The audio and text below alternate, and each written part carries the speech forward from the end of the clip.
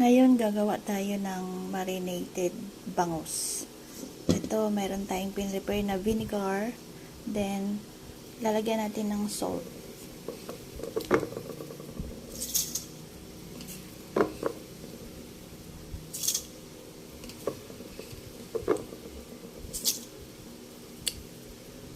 Then, mag-add tayo ng paminta.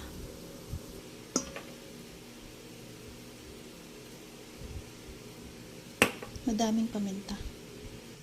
Then, garlic.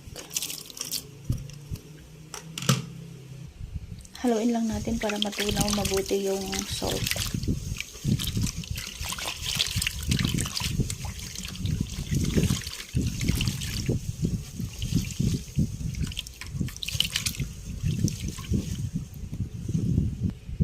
Then, ibabad na natin yung ating bangus.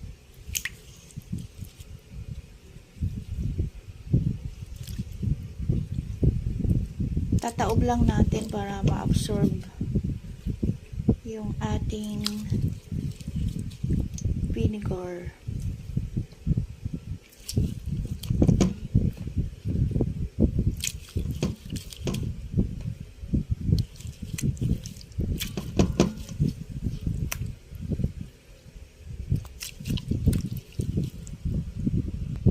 Then, binaliktad na natin yung ating bangus para mag-absorb baliktaran yung lasa. Then, ibabad natin ng 15 minutes.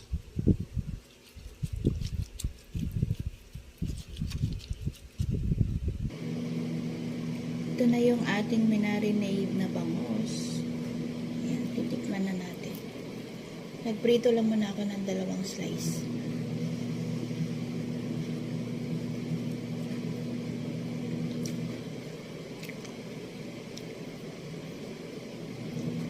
Ang sarap, lalo na pag mainit pa siya.